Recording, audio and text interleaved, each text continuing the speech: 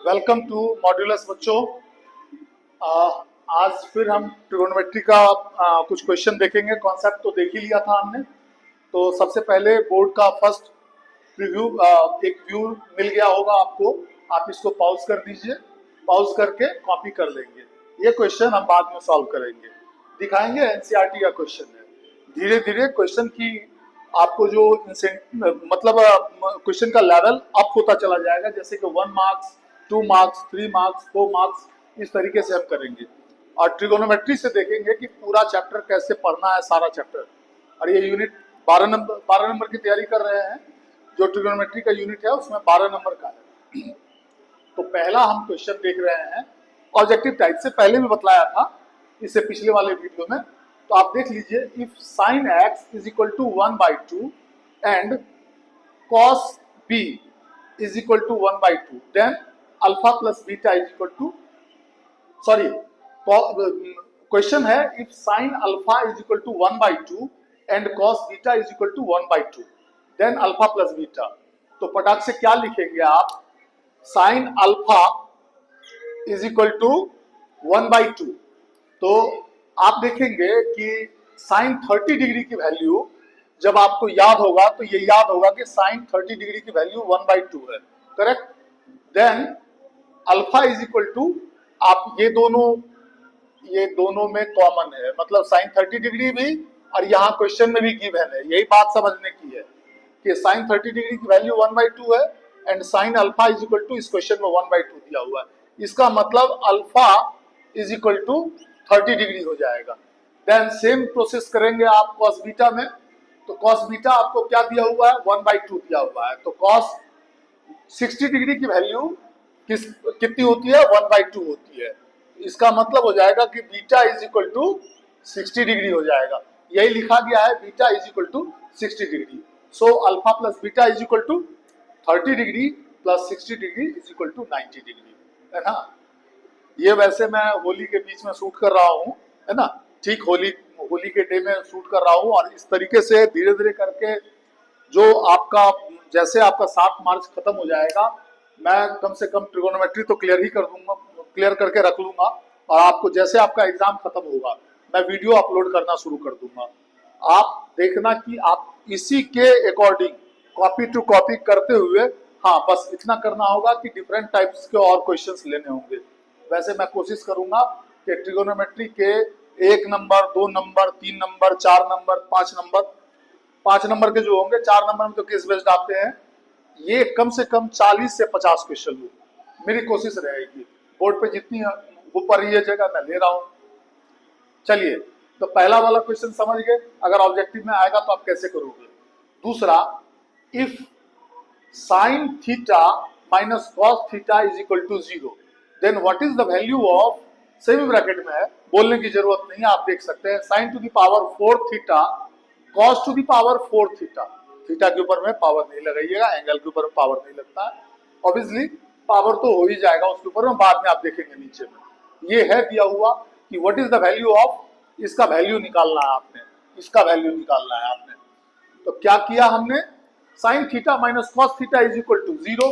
Then आप transport करेंगे, किसको ट्रांसपोर्ट करेंगे आप? तो इसको ट्रांसपोर्ट कर देंगे इधर, तो sine theta is equal to cos theta हो जाएगा। अब देखिए इसके आगे का कमाल, यही कमाल ट्रिगोनोमेट्री में आपको सोचना पड़ेगा। आपको याद करना होगा कि sine theta by cos theta is equal to tan theta होता है and cos theta by cos theta is equal to 1 होता है। यह आपके दिमाग में चलना चाहिए। बहुत मामूली सी चीज है, और ना आपको फॉर्मूला को यूज करना, अप्लाई करना आना चाहिए। तो हमने क्या कर दिया, एलएचएस आरएचएस में, ये 1 नंबर से ज्यादा का क्वेश्चन नहीं है, बहुत किस्मत वाली बात होगी तो बेसिक्स वाले में ये 2 नंबर का क्वेश्चन बन सकता है। तो क्या कर दिया हमने, इसको अप्लाई कर दिया। हाँ, 2 नंबर का क्वेश्चन पूछेगा तो ऑब्वियसली आपको लिखना पड़ेगा कि LHS and RHS divided by cos theta to LHS and RHS, ये लाइन लिखना पड़ेगा, वो आप लिख लीजिएगा।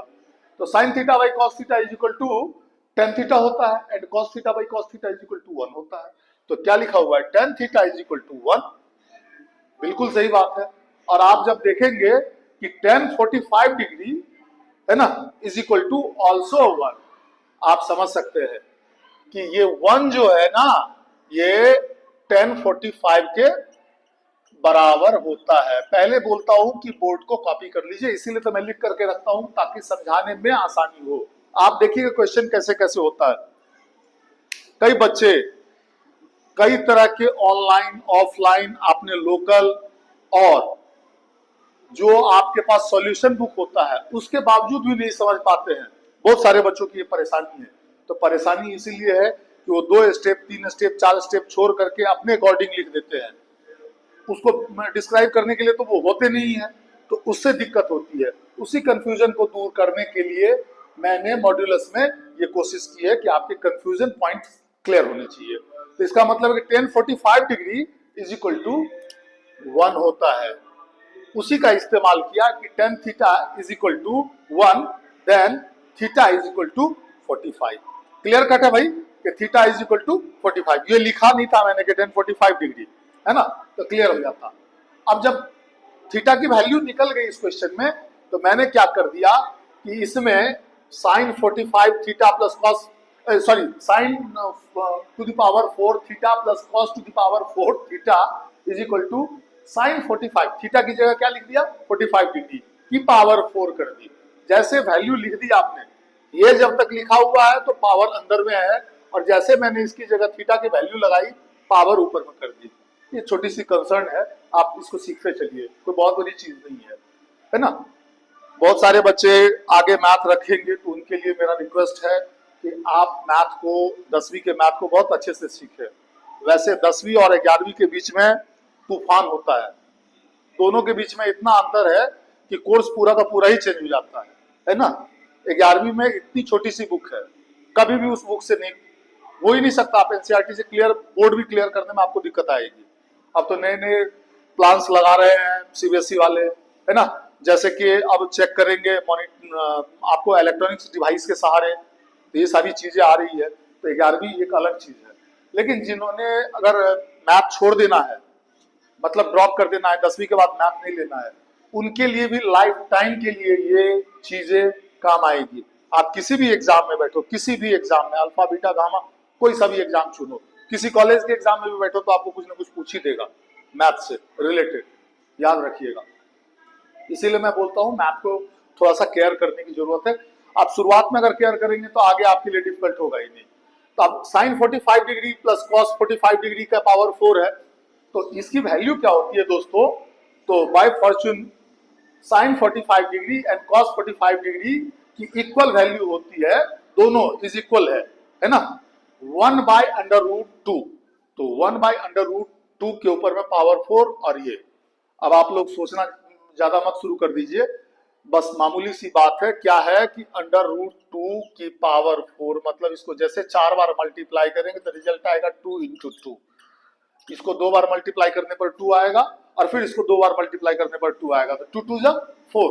इसीलिए यहाँ पर फाइनली 1/4 प्लस 1/4 लिख दिया गया है। इसको ऐड करेंगे तो 2/4 आएगा इज इक्वल टू 1/2। देख लीजिए कि कितना आसान सा क्वेश्चन है ना। आपको सिर्फ कॉमन सेंस लगाना है। मैं एक्स्ट्रा ऑर्डिनरी क्वेश्चन ही आपको ला करके दूंगा, ठीक है। मेरी कोशिश रहेगी कि एक्स्ट्रा ऑर्डिनरी क्वेश्चन दूं आपको। चलिए, अब ये खत्म हो गया। अब तीसरे नंबर का क्वेश्चन देखते हैं।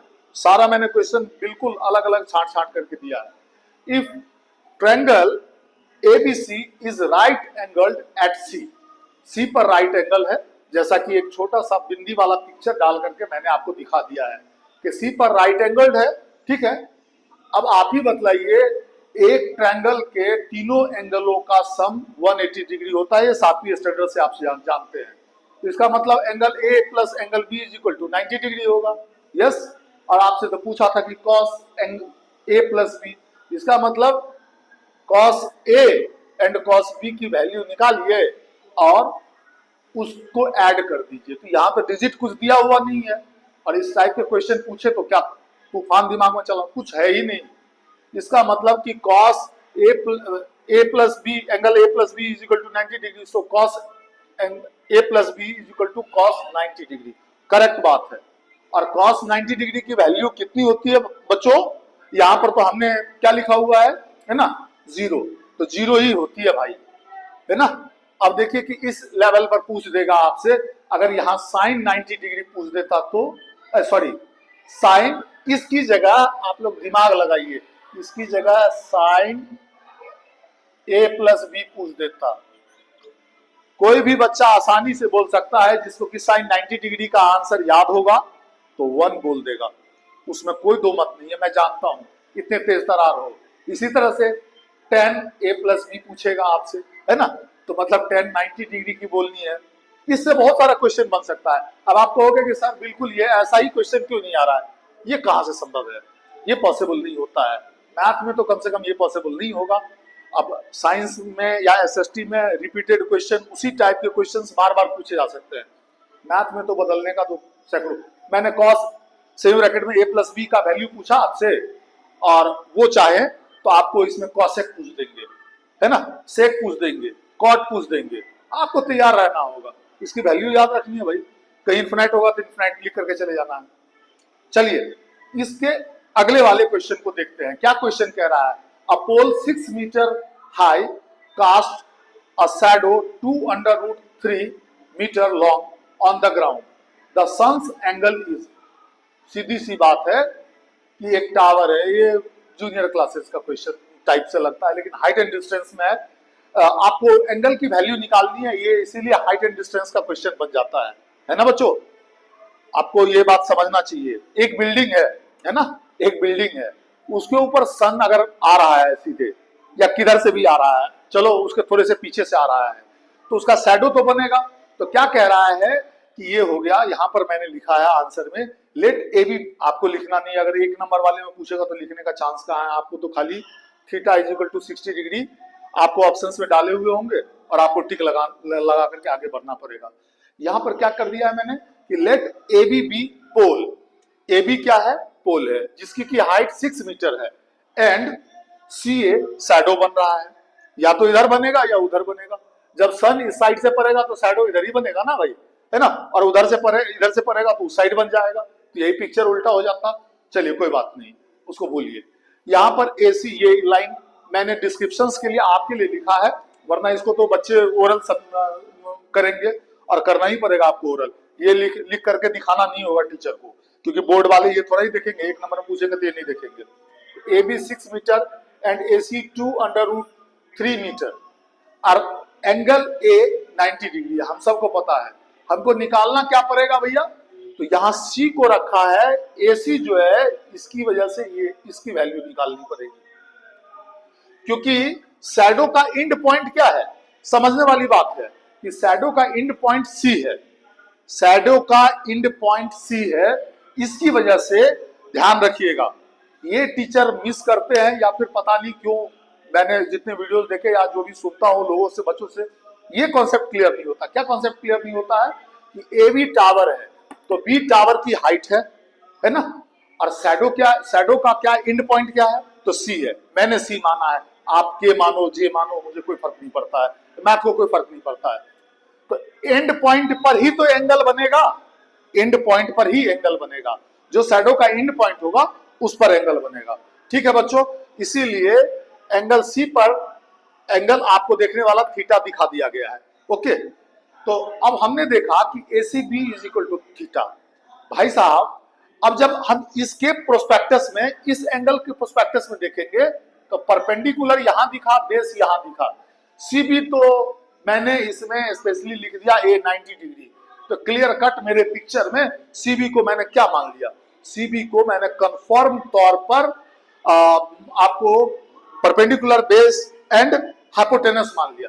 तो हमें तो हाइपोटेनस नहीं निकालना है, हमें तो एंगल निकालना है, तो हम चले गए टेन थीटा। दिमाग अप्लाई करना होगा हाइट एंड डिस्टेंस में। हाइट एंड डिस्टेंस आधे बोर्ड में कॉन्सेप्ट खत्म हो जाता है, लेकिन उसके बाद बचता क्या है, उसके बाद बचता है क्वेश्चन टू क्वेश्चन। मैं 15 टाइप के क्वेश्चन रखूंगा, क्या पता उसमें कोई डिजिट चेंज करके कोई एक टाइप का क्वेश्चन पूछ दे। यही कर सकते हैं टीचर, और यही आप प्रैक्टिस में कर सकते हैं। आप बोलोगे कि बिल्कुल मेरे डिट्टो प्रैक्टिस वाली क्वेश्चन आ जाए, दिस इज नॉट पॉसिबल। आप तैयार रहिए उसके लिए। अच्छा, इस टाइप का क्वेश्चन पूछा था, मैंने प्रैक्टिस करी थी, यहाँ पर ये नंबर चेंज है, बाकी तो वही होगा ना। बस दिमाग अप्लाई करेंगे तो आपको नंबर मिल जाएगा, है ना। दिमाग अप्लाई करना है, जो कि आप लोगों के पास बहुत है, आप अप्लाई कर सकते हैं। देन टेन थीटा, जैसे मैंने थीटा देखा और टेन की वैल्यू क्या आती है, याद कीजिए पी बाई बी, है ना। तो पी क्या है यहाँ पर, तो थीटा के सामने में ए बी पड़ता है या बी ए पड़ता है, तो यहाँ लिख दिया ए बी और पी बाई बी, और बी कौन होगा, तो बेस होगा सी ए, सी ए बेस हो जाएगा, शैडो उसका बेस हो जाएगा। तो 6/2√3। भाई साहब अब यहाँ के कैलकुलेशन में मत फंस जाना, पहला वाला चैप्टर 9वीं का पहला चैप्टर इसी तरह का है। 6 को क्या लिख सकते हो आप, 2 × 3 लिख सकते हो ना, खूब आराम से लिख सकते हो। अब और तोड़ो इसको, 2 × √3 भाई साहब क्लियर हुआ कि नहीं हुआ, कॉन्सेप्ट क्लियर हो गया होगा। और इसी को डिवाइड कर दिया 2 × √3। अरे भैया 2 √3 को 2 × √3 लिख सकते हैं हम, बिल्कुल आजाद है हम इसके लिए। ये हुआ, क्वेश्चन तो है और क्वेश्चन आएगा भी, लेकिन सॉल्यूशन भी आएगा। आप जैसे आपके सामने में वीडियो जाए, इससे रिलेटेड अगर आपने पढ़ना हो, अगर आपके सिटी में किसी भी जगह अगर इस तरह से टीचर हर एक क्वेश्चन को खोल खोल करके नहीं समझाते हैं, आप कमेंट लिखिए, क्वेश्चन लिखिए। क्वेश्चन ज्यादा से ज्यादा एनसीईआरटी एंड एग्जाम्पलर के होने चाहिए, और अन्यथा अगर किसी और राइटर का भी है तो मुझे कोई फर्क नहीं पड़ता, आप भेजें, मैं उसका सॉल्यूशन करके आपके नाम के साथ आपको बतलाऊंगा। हो सकता है आप जब डालोगे उसके 3 दिन के बाद डालो, कभी 4 दिन के बाद डालो, लेकिन एग्जाम से पहले जरूर बतला दूंगा, है ना। कोशिश मैं ये करूंगा, जितने बच्चों के क्वेश्चन ले पाऊंगा ले लूंगा मैं। तो क्या रहा, वैल्यू बचा √3, इसीलिए यहाँ पर √3 लिख दिया गया था। और याद कीजिए 10 में √3 कहाँ आता है, तो tan 60 degree is equal to √3 होता है बच्चों, इसीलिए थीटा की वैल्यू 60 आ गई। ये सारा काम आपको रफ में सोचना होगा, हो सके तो रफ में ये पिक्चर बनाइएगा, फिर सोचिएगा भैया ए भी तो हमारा टावर हो गया, टावर की हाइट हो गई, जो पीक हो गई उसका सेंटर, उसका पॉइंट मैंने बी माना, और शैडो जो बना वो ए सी बना, और शैडो का एंड पॉइंट कहाँ हो गया, सी, तो हमको यहां से निकालना होगा। सर ने समझाया था, देखिए छोटे क्वेश्चन से बड़ी बात बनती है, आप पहले छोटा छोटा स्टेप्स उठाइए। मैथ पढ़ने का आसान तरीका, कॉन्सेप्ट समझिए, छोटे क्वेश्चन पर अपनी पकड़ बनाइए, फिर आप बड़े क्वेश्चन को बहुत आराम से सॉल्व कर सकते हैं। मैं उम्मीद करता हूं कि आप हायर मैथ भी सीख सकते हैं इससे, और आपके सामने जो लाइफ में आप अभी तो 14-15 साल के होंगे, लेकिन 5 सालों के बाद जब आपके सामने में कंपटीशन शुरू होंगे तो आप कंपटीशन के लिए भी तैयार रहिएगा। कुछ बच्चों के बेसिक्स क्लियर नहीं होते, 6ठी 7वीं 8वीं के, तो तकलीफ होती है। तो आप अब मैथ के से रिलेटेड कोई भी प्रॉब्लम हो, आप उसको लिख करके भेजो, मैं जरूर सॉल्यूशन दूंगा, ठीक है। मैं तो कभी न कभी कोई टॉपिक बना करके उस सॉल्यूशन को याद रखूंगा, क्योंकि मैं उसको नोट करता हूं अपनी डायरी में और उसके अकॉर्डिंग बनाता हूं और उसका सॉल्यूशन करता हूं कि इसके बारे में ब्रीफ कर दूं। क्योंकि याद रखना बच्चों, जितने लोग मैथ पढ़ रहे हैं उतना अलग अलग ब्रेन, किसी की कोई प्रॉब्लम है, किसी की कोई प्रॉब्लम है। यही तो स्कूल क्लास बड़ी बड़ी कोचिंग्स में क्लियर नहीं हो पाता है। वो प्रॉमिसेस तो करते हैं, मैं भी प्रॉमिस करता हूँ ऑफलाइन में, लेकिन प्रॉमिसेस उतनी आसानी से पूरी नहीं होती है। तो आप लिखोगे, मुझे पता लगेगा कि अच्छा ये कुछ बच्चों के दिमाग में ये चल रहा है, तो मैं उसका सॉल्यूशन दूंगा। आप वीडियो में मेरे कहे हुए एक एक बात को याद रखना, मैथ पढ़ने का सबसे बेस्ट तरीका यही है, और कौन क्या कहता है उसके बारे में मुझे पता नहीं। हाँ, मैथ सीखना है तो सीखो और प्रैक्टिस करो। प्रैक्टिस करने के बाद देखना कि आपको बस 6 महीना मेरा रूल फॉलो करना है, आप देखना कि मैथ तो आपके लिए इजी हो गया। और कहते भी हैं लोग, मैथ आए तो डबल बना देता है, मतलब 100% बना देता है, नहीं तो 0 बना देता है। ये तो मैथ की पुरानी कहानी है। आएगा तो आप 75 हासिल कर सकते हैं, 80 हासिल कर सकते हैं। मैं तो कहूँ सब आदमी को 80, जिनने मेरी वीडियो देखी उनको 80 मिलना चाहिए।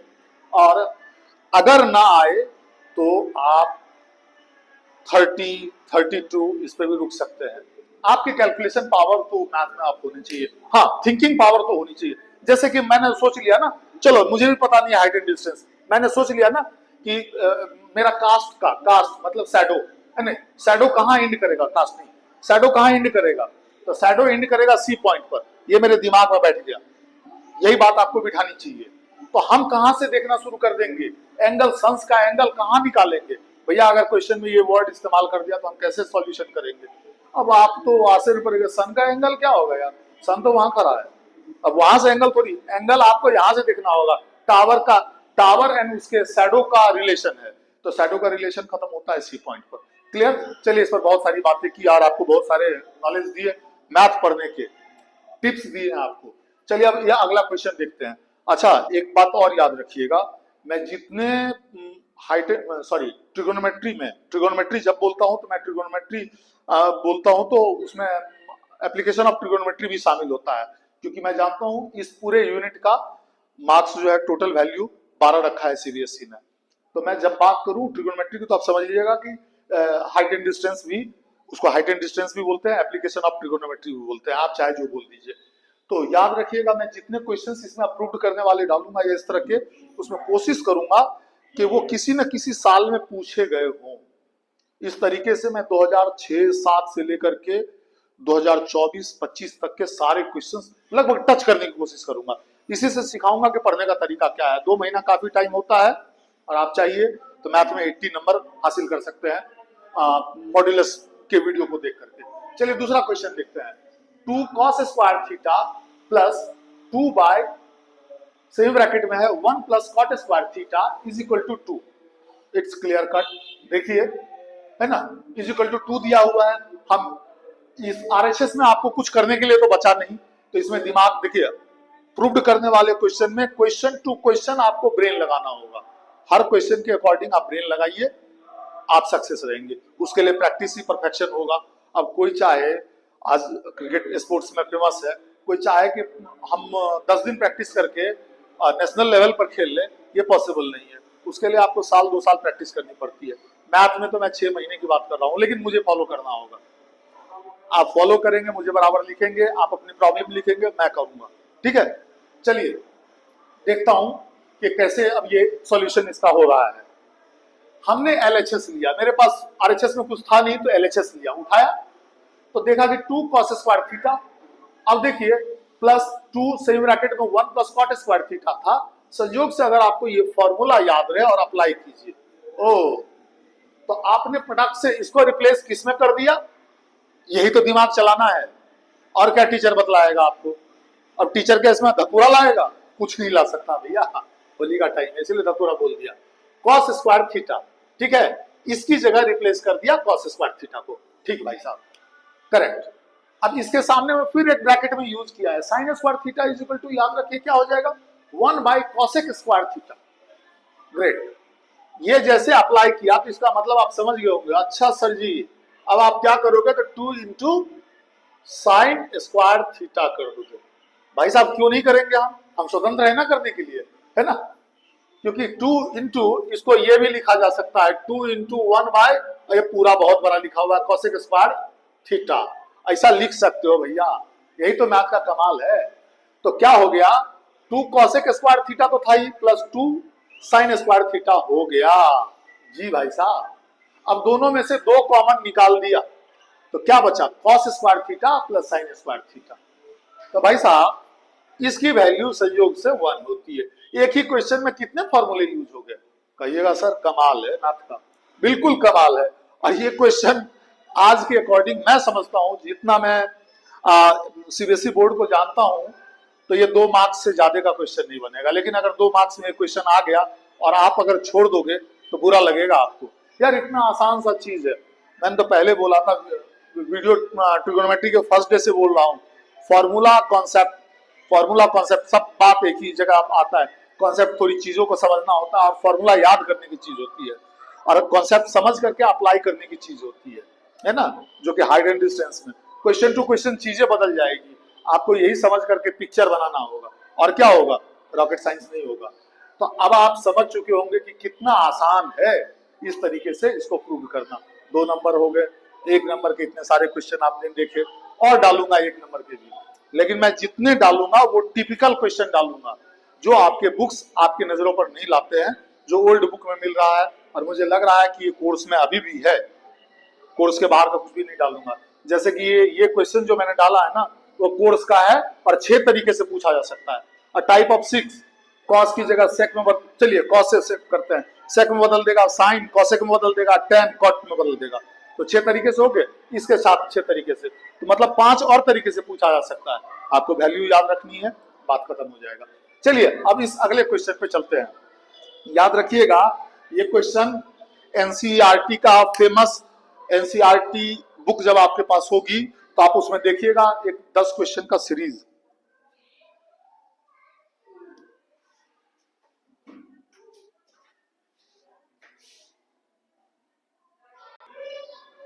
हमारे यहाँ 2 मिनट के लिए लाइट चला गया था, इसी की वजह से आप वीडियो में देखोगे कि अंधेरा छा गया। वैसे भी इतनी बड़ी हैलोजन वगैरह वगैरह ये चलाना इन्वर्टर पर पॉसिबल नहीं है, तो चली गई थी पावर, तो ऐसा हो गया था। चलिए कोई बात नहीं, हम अब इस क्वेश्चन को इस वीडियो में पक्का देखेंगे। ये एनसीईआरटी का है, तो मैं पहले तो बोर्ड को डिलीट कर दूं, थोड़ा सा यहाँ करता हूँ, इस क्वेश्चन का सॉल्यूशन लिखता हूँ और क्वेश्चन पर हर जगह बात करूंगा। आपको ये दिखाने की कोशिश करूंगा कि फॉर्मूले का कमाल क्या है। आप लोग फॉर्मूले का कमाल समझिए और मैं आप लोगों को बतलाता हूं सॉल्यूशन होने के बाद भी मैथ क्यों नहीं समझते हैं, क्योंकि बच्चे इस बात को मानने को तैयार ही नहीं। खाली वीडियो देखने से काम नहीं चलेगा बच्चों, पेन कॉपी उठाओ और सर की कही हुई बात मानो और क्या करो कि जो क्वेश्चन समझा रहा हूं इस टाइप के और सारे क्वेश्चंस उठाओ, है ना, और भी क्वेश्चंस मिलेंगे और खुद के दिमाग को दर्द दो अगर नंबर चाहिए तो। जब से वीडियो मिलना शुरू हो जाए तो आप इस तरह के काम करने शुरू कर देना, क्योंकि बच्चों आपकी प्रैक्टिस से ही आपकी जीत होगी, वीडियो देख लेने से जीत नहीं होगी। ये बात मैं कंफर्म कर देता हूं आपको, है ना। वीडियो तो बहुत सारे बच्चे देखेंगे, लेकिन अगर प्रैक्टिस नहीं करेंगे तो फिर कहां से संभव है। चलिए a प्लस बी का होल स्क्वायर की तरीके से, अब तो मेरा बोर्ड बड़ा हो गया तो आप देखिएगा, साइन स्क्वायर a प्लस, मैं पहले एक बार लिख देता हूं कॉसेक स्क्वायर a, है ना। याद रखना बच्चों, मैथ कोई चाहे कि हम याद करके निकल जाएंगे, ये संभव ही नहीं है। ये कहां से संभव है ना, ये संभव नहीं है। इसी चीज को मैं बार बार हर वीडियो में बोलता हूँ, हर जगह, यहाँ ऑफलाइन सेंटर्स पर भी बोलता हूँ। मेरी 2-3 ऑफलाइन सेंटर्स हैं, तो मैं उस पर यही बात कहता हूँ कि बच्चों मैथ के पढ़ने का तरीका यही है कि आप मैथ की प्रैक्टिस करो। टीचर ने समझाया, जो बच्चे प्रैक्टिस करेंगे, प्रैक्टिस में तो सरदर्द होता है बच्चों। अब देखिए मैं मार्कर से लिख रहा हूं, आप पेन से कॉपी पेन पर लिखेंगे तो इतना बड़ा लाइन नहीं जाएगा, क्योंकि कॉपी इतनी बड़ी होती नहीं है, मुझे लिखना पड़ेगा। मैंने a प्लस बी का होल स्क्वायर किया तो क्या हो गया, sine square a plus cosec square a, है ना, plus 2 sine a cosec a plus cos square a plus sec square a और plus 2 cos a sec a। ठीक है बच्चों, अब ध्यान देते जाइएगा। अब मैं एक और चीज अप्लाई करूंगा, क्या अप्लाई करूंगा उसका बहुत ध्यान से ख्याल रखिएगा। तो वो ये होगा कि मैं इन दोनों को, इसको और इसको ब्रैकेट में रखूंगा। हाँ जी, मैथ में जो जरूरत हो उसको बहुत ध्यान से आप उसी का कलेक्शन बनाते हैं, है ना। देखिए अब क्यों किया, इसके पीछे का राज तो आप बहुत अच्छे से समझ चुके होंगे कि भाई साहब इसकी वैल्यू 1 आएगी, आएगी ना, आएगी आएगी, आप ध्यान से देखते जाइए। उसके बाद क्या कर दिया मैंने, तो ये कट लगाया यहाँ पर और एक और कट लगाऊंगा, इन दोनों की वैल्यू देखिएगा, है ना। तो इसके साथ प्लस लगाया मैंने और क्या लिखा,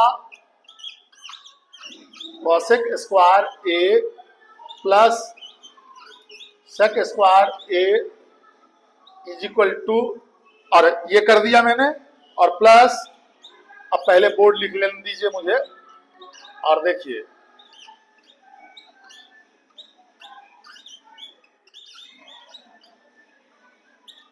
कितना मजेदार क्वेश्चन है भैया।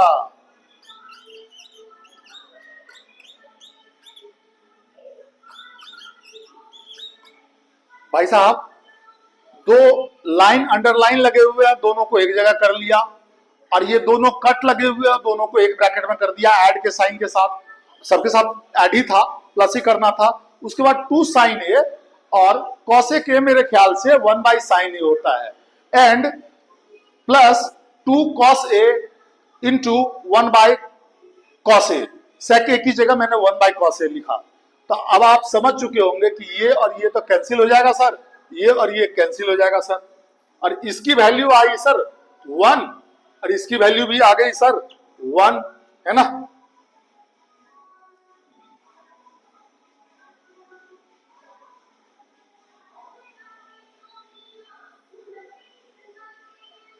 हाँ जी, हाँ जी, इसकी वैल्यू 1 आई, है ना, और ये दोनों हो गए 2 प्लस 2।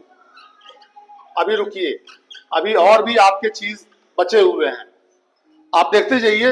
2 प्लस 2 4 और प्लस 1 5 तो क्लियर हो गया, है ना।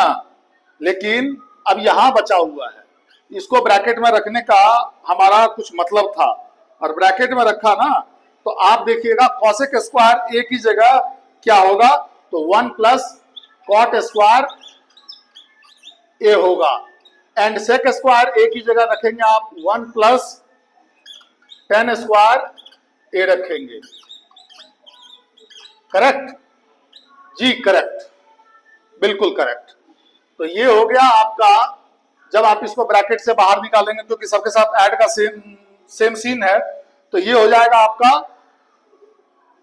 1 3 5 6 7 7 प्लस कॉट स्क्वायर ए प्लस टेन स्क्वायर ए। चलिए अब चेक करते हैं जी, आ गया यही। और याद रखिएगा ये एनसीईआरटी की क्वेश्चन है, बहुत ही फेमस क्वेश्चन है। क्या पता बोर्ड वाले किस सेट में, कहां पर, किस स्टेट में, या फिर आप ही के अलग अलग सेट्स में इस क्वेश्चन को रिपीट कर दे।